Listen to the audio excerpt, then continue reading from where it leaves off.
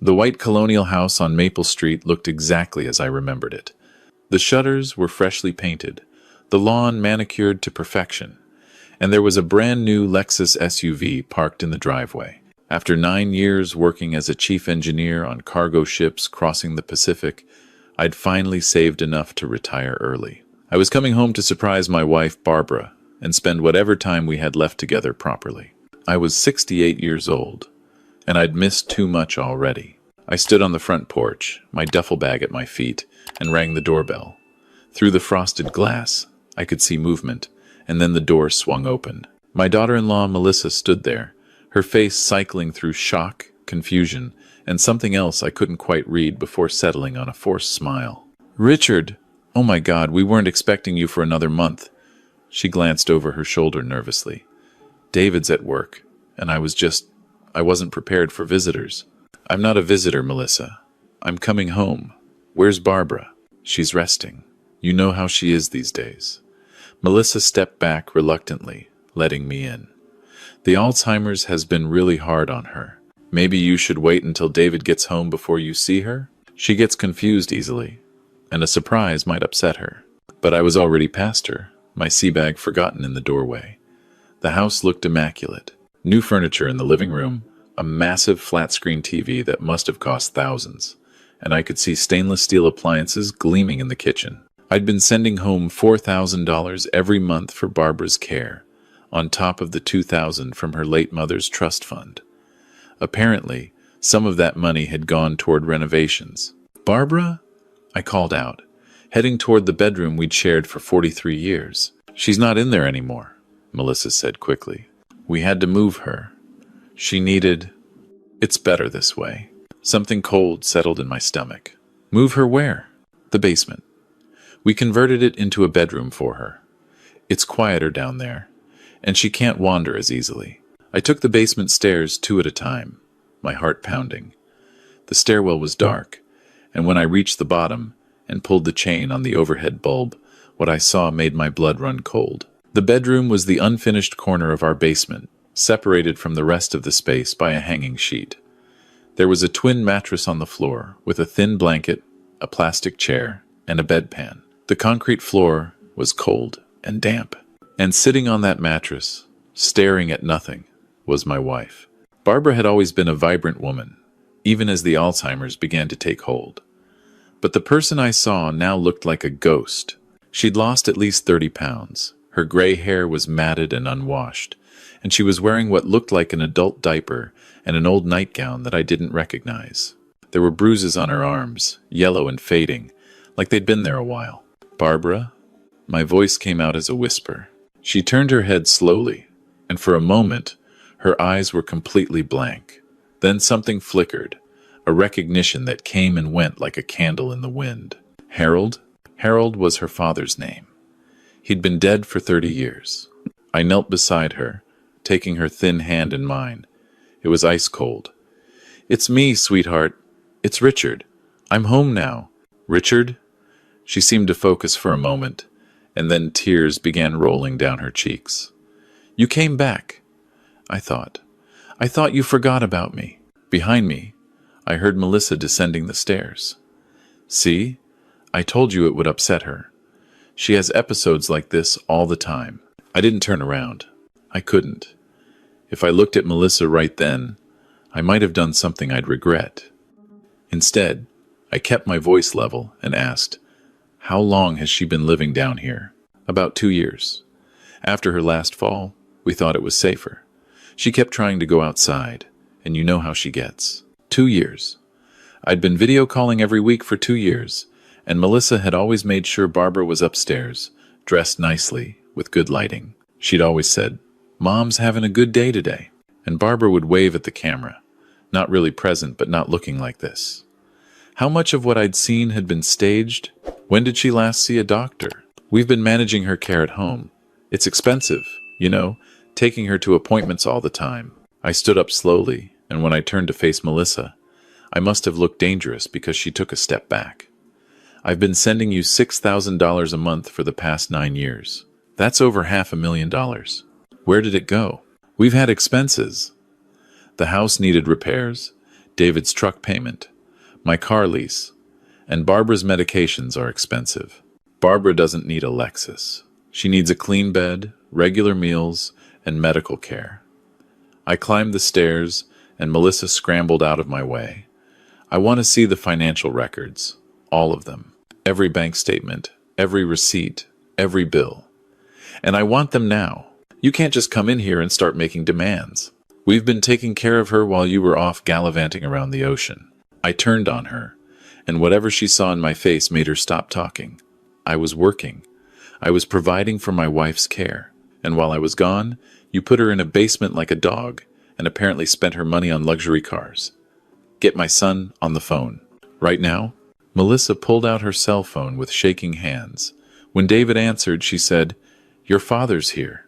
He's upset about Mom's living situation."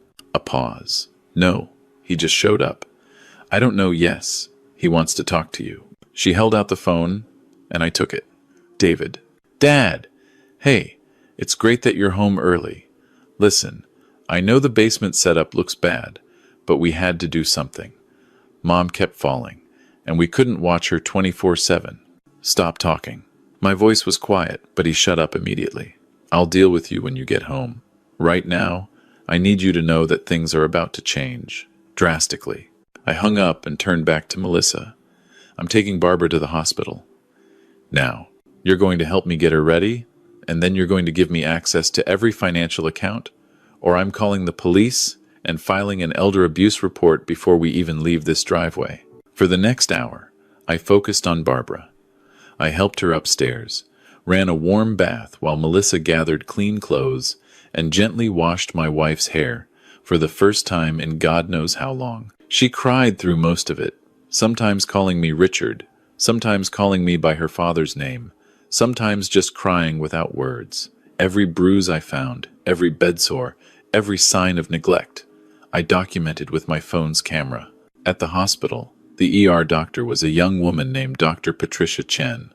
She took one look at Barbara, and her expression went from professional concern to barely concealed anger. "How long has she been malnourished?" "I don't know. I just found her like this today. I've been working overseas for the past 9 years. "And who's been caring for her?" "My son and his wife. They told me they were managing her Alzheimer's at home." Dr. Chen pulled me aside.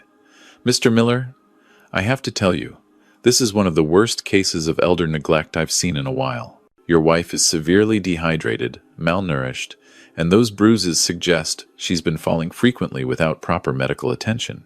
There are also signs of a urinary tract infection that's probably been untreated for weeks. I'm going to have to file a report with Adult Protective Services." "Do it," I said, "and I want everything documented. Every injury, every sign of neglect. I'm going to need it." While Barbara was being admitted, I sat in the waiting room and made phone calls. The first was to Frank Morrison, a lawyer I'd sailed with years ago who'd since retired and set up practice in Portland. The second was to Marcus Webb, a private investigator Frank recommended. By the time David arrived at the hospital, looking anxious and defensive, I had an appointment with Frank for the next morning, and Marcus was already pulling financial records. "Dad, I can explain." "Don't." I stood up, and my son, who was 42 years old and had always been bigger than me, took an involuntary step back. "Your mother is being admitted. The doctors say she's malnourished, dehydrated, and has an untreated infection. They've filed an elder abuse report. You and Melissa are going to the house right now. You're going to pack up all of Barbara's things, everything, and you're going to move them into the master bedroom. She will never, ever spend another night in that basement. Am I clear? You don't understand what it's been like." "I don't want to hear it. Not right now. Right now, I want you to fix what you can fix. We'll talk about the rest later." After he left, I sat with Barbara. They'd given her fluids, cleaned her up properly, and she was sleeping in a real bed with clean sheets. Watching her sleep, I felt something crack open inside my chest. For 9 years, I'd been sending money home, calling every week, trusting that my son and his wife were taking care of the woman I'd built a life with. I'd been so focused on providing financially, on building that retirement nest egg, that I'd never thought to question what was really happening at home. My father had been a merchant marine too. He'd missed my childhood, coming home every few months with presents and stories, but never really being there for the daily grind of raising kids. I'd sworn I'd be different, but when Barbara's Alzheimer's diagnosis came 9 years ago, I'd convinced myself that staying at sea was the right choice. The money was too good to pass up, and with David and Melissa there, Barbara wouldn't be alone. I'd told myself I was being responsible, being a provider. What I'd really been was a coward. I'd run away from watching my wife's mind slowly disappear, and I'd paid David and Melissa to do the hard work I couldn't face. And they'd taken that money and used it for themselves, while my wife lived in a basement. The next morning, I met with Frank Morrison. He was 70 now, his hair completely white, but his mind was still sharp. He listened to everything, took notes, and then sat back in his chair. "Richard, I'm going to be straight with you. You've got a solid case for elder abuse and financial exploitation. The photos, the medical records, the fact that they were receiving $6,000 a month, plus her trust fund money, it's damning. But you need to be prepared for this to get ugly. David's your son. I know. He's going to argue that Barbara's care was expensive, that they did their best, that you weren't there to see how hard it was. Melissa, especially, she'll paint herself as the overwhelmed caregiver who did what she had to do. Can you prove otherwise? That's where your PI comes in. We need bank statements, credit card records, receipts. We need to show where the money actually went. We also need witness testimony, neighbors, anyone who might have seen how Barbara was being treated. Marcus Webb was good at his job. Within a week, he had a financial picture that made my stomach turn. Of the $648,000 I'd sent home over 9 years, plus the $180,000 from Barbara's trust fund, less than $50,000 had gone toward anything that could reasonably be called her care. The rest had gone to home renovations, car payments, a timeshare in Maui, expensive dinners, and regular shopping sprees. Melissa had a closet full of designer handbags that together cost more than a year of Barbara's medications. Marcus also found the neighbors. The Hendersons next door had seen Barbara in the backyard once, wearing only a nightgown in winter, clearly confused. They'd called David, concerned, and he told them everything was under control. Mrs. Chen across the street had offered to help with Barbara's care multiple times, even volunteering to sit with her so David and Melissa could have date nights. But Melissa had always refused, saying they had it handled. But the most damaging evidence came from somewhere I hadn't expected. David and Melissa had a cleaning service come twice a month. One of the cleaners, a woman named Rosa Martinez, had kept notes on her phone about what she'd seen. She'd documented the basement room, Barbara's condition on various dates, and most damningly, she'd recorded a conversation where Melissa complained to another cleaner about how expensive the old lady is, and how they were just waiting for her to die so they could stop pretending to care. Rosa had been planning to report it herself, but she was undocumented and afraid of getting involved with authorities. When Marcus approached her through a community organization and promised to help her with her immigration status, she agreed to testify. I had to face the hard questions too. Frank didn't pull any punches during our prep sessions. Why didn't you come home more often? Why didn't you video call more? Why didn't you demand to see financial records? The truth was complicated and uncomfortable. I'd been avoiding watching my wife forget who I was. I'd told myself that the money was enough, that David was a good son who'd take care of his mother, that my presence might even make things harder for Barbara. I'd let my fear and my grief override my judgment, and I'd trusted the wrong people with the most important person in my life. 3 months after I'd found Barbara in that basement, we sat in a courtroom. I'd moved Barbara to a memory care facility that cost $8,000 a month, every penny of my pension. But she had her own room with a window, 3 hot meals a day, and a staff trained in Alzheimer's care. She was gaining weight, the bruises had healed, and while the Alzheimer's was still there, she had moments of clarity now. Sometimes she knew who I was. David and Melissa sat across the aisle with their own lawyer. They'd tried to avoid this, tried to settle out of court, but I'd refused. This wasn't just about the money. It was about accountability. The prosecutor laid out the case methodically. The financial records showing misappropriation of funds, the medical records documenting neglect, Rosa's testimony about the conditions she'd witnessed, photos of the basement bedroom. The Hendersons' testimony about Barbara in the yard. Dr. Chen's professional opinion that the level of neglect bordered on criminal. Melissa's lawyer tried to argue that caring for an Alzheimer's patient was overwhelming, that they'd done their best with limited resources, that they'd never intended any harm. He pointed out that I'd been absent for 9 years, that I'd trusted them with her care, that they'd shouldered an enormous burden. And he wasn't entirely wrong, but the bank records didn't lie. The Lexus wasn't a medical necessity. The Maui timeshare wasn't medication. The designer handbags weren't care supplies. When it was my turn to testify, the defense attorney went after me hard. "Mr. Miller, isn't it true that you spent 9 years at sea while your wife's condition deteriorated?" "Yes." "And you didn't come home once during that time?" "I came home twice briefly, for a few days each time." "I should have come more often." "You trusted your son to care for his mother?" "I did. I was wrong. You sent money every month. Did you ever ask for an accounting of how it was spent?" "No. I trusted them. That was my mistake." "So you abdicated your responsibility as a husband and father, left your son to handle everything, and now you're blaming him for not living up to your expectations?" "I'm blaming him for stealing from his mother and leaving her to live in a basement while he drove a new truck and his wife carried $1,000 purses." There's a difference between struggling to provide care and choosing to neglect someone while spending their money on luxuries. The verdict took 2 days. David was found guilty of financial exploitation of an elderly person and reckless endangerment. Melissa was found guilty of elder abuse, criminal neglect, and financial exploitation. David got 2 years in prison, plus restitution of $580,000. Melissa got 4 years, plus the same restitution. As they were led away, David looked back at me. He didn't look angry or defiant. He looked small and scared and lost. And for a moment, I saw the little boy who used to wait for me at the dock when I'd come home from sea, running into my arms like I was a hero. That little boy had grown into a man I didn't recognize, and I had to accept my part in that. It's been 6 months since the trial. Barbara is stable now, as stable as someone with advanced Alzheimer's can be.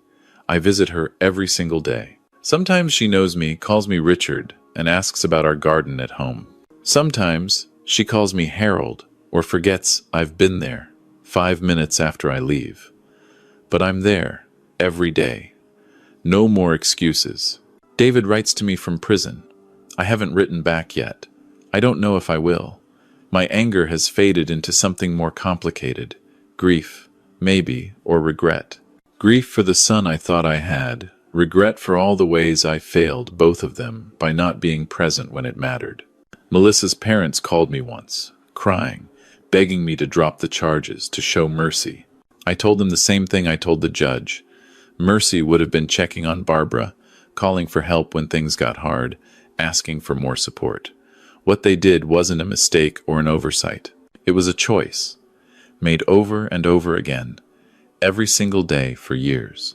The financial restitution is being paid in installments. They had to sell the house, the cars, everything. The money goes into a trust for Barbara's care. When she's gone, whatever is left will go to the Alzheimer's Association. Not to David. Never to David.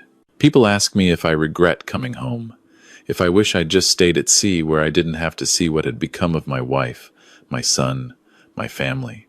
The answer is complicated. I regret that I waited so long.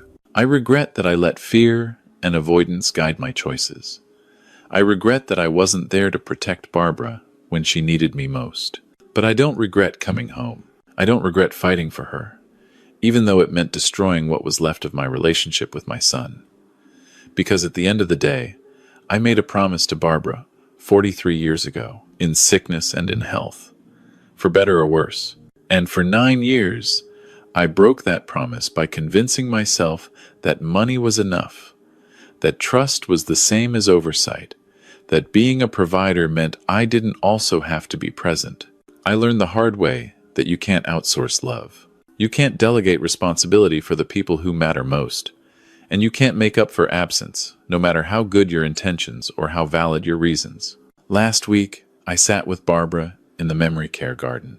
It was one of her good days. She knew who I was, remembered fragments of our early years together, even laughed at an old joke I told. When it was time for me to leave, she grabbed my hand and held it tight. "You're here," she said, and her eyes were clear and present. "You didn't leave me. I'm here," I told her, and I meant it. "I'm not going anywhere, ever again."